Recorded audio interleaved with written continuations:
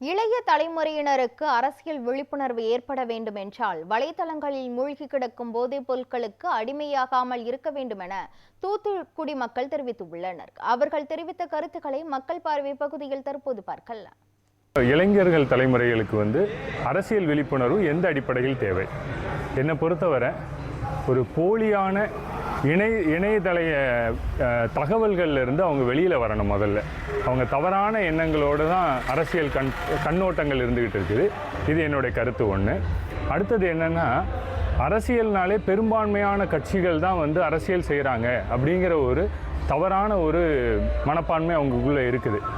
ஒரு தகப்பனார் தன்னுடைய பையனை எந்த அளவுக்கு கண்டித்து வளர்க்குறாரோ அதே அடிப்படையில் எந்த அளவுக்கு அவன் தன் சுயமரியாதையோட ஒரு வேலையை தேடி வெளியில் வரும்போது எப்படி அவன் கையை விடுறாரோ அதே போல தான் இந்த அரசியல் பண்படுத்துறது. ஒவ்வொரு வீட்டுக்குள்ளேயும் அரசியல் தேவை.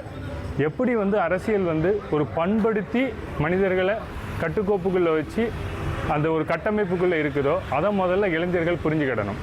ஒரு தெளிவான மனப்பான்மைகள் இன்றைக்கி இளைஞர்களுக்கு வரணும்னா ஒரு போலியான ஒரு தகவல் பரிமாற்றத்திலேருந்து அவங்க வெளியில் சுயமாக அவங்க சிந்திக்க கற்றுக்கணும். இதுதான் என்னோட கருத்து. இப்போ உள்ள யங்ஸ்டர்ஸ்க்கு அரசியல் விழிப்புணர்வு இல்லைன்னே சொல்லலாம். அவங்க சிம்பிளாக சினிமா ஃப்ரேமு இல்லைனா ஃபேமஸான ஒரு பர்சன் அப்படின்னு பின்னாடி ஓடிடுறாங்க.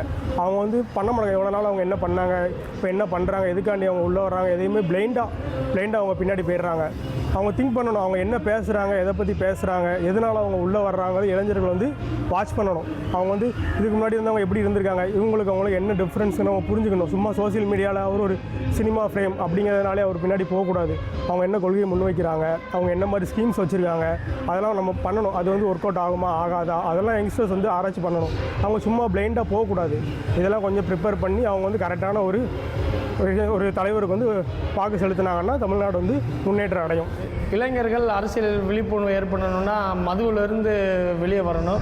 மதுவுக்கு ரொம்ப அடிமையாகிட்டு இருக்காங்க.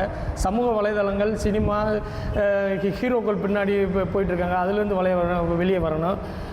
நம்ம தொகுதியில் நிற்கிற வேட்பாளர் யார், நல்லவரா கெட்டவரா, அவருடைய ஹிஸ்ட்ரி எடுத்து பார்க்கணும். இவர் வந்தால் நம்மளுக்கு நல்லா செய்வாரா, நம்மளுக்கு வேலை வாய்ப்பு கொடுப்பாரா, படிப்பு கல்வி இதெல்லாம் நல்லா இது பண்ணுவாரா, நம்மளுக்கு சுக துக்கங்களுக்கு கூட இருப்பாரா அப்படின்றத பார்க்கணும். நம்மளுடைய தமிழ்நாட்டோட வரலாறு அது முதல் தெரியணும். இளைஞர்கள் இன்னும் டெக்னாலஜி படிப்பு அப்படி இப்படின்னு போகிறதுனால இந்த உள்ள அரசியல் விழிப்புணர்வு தெரிந்தால் இதிலிருந்து மக்கள் இளைஞர்கள் விழிப்புணர்வு இருக்க வேண்டும். இப்போ இருக்கிற கரண்ட் சிச்சுவேஷனில் இளைஞர்களுக்கு தேர்தலை பற்றின விழிப்புணர்வு இருக்கான்னு கேட்டால் கிடையாது. ஒவ்வொரு 5 வருஷத்துக்கும் எலெக்ஷன் வந்துகிட்டே தான் இருக்குது. ஒவ்வொரு 5 வருஷத்துலேயும் நம்ம மாற்றம் ஏதாவது வருமானு தான் எக்ஸ்பெக்ட் பண்ணிகிட்டு இருக்கோம். முன்னாடி இருந்த கட்சியை பற்றிலாம் இப்போதைக்கு நமக்கு தெரியாது. இதுக்கப்புறம் எப்படி வரப்போகுதுன்றது நமக்கு தெரியாது. இப்போ இருக்கிற படிக்க போகிற இல்லை ஓட்டுரிமை இருக்கிற எல்லாருமே கொஞ்சம் யோசித்து சிந்தித்து முடிவெடுத்தால் அடுத்த 5 வருஷத்துக்கு நம்ம வாழ்வாதாரத்திற்கு எந்த ஒரு பிரச்சனையும் இல்லாமல் வாழலாம். கொஞ்சம் யோசித்து முடிவெடுத்து அடுத்த 5 வருஷம் யாருக்கிட்ட ஓட்டு போட்டால் நம்மளோட வாழ்க்கை நல்லா இருக்குன்றதை யோசித்து முடிவெடுங்க.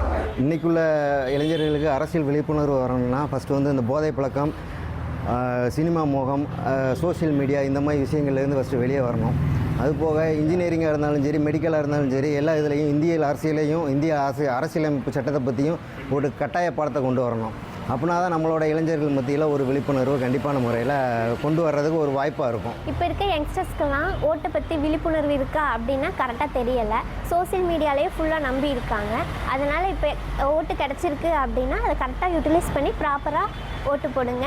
அது நம்மளோட கடமை.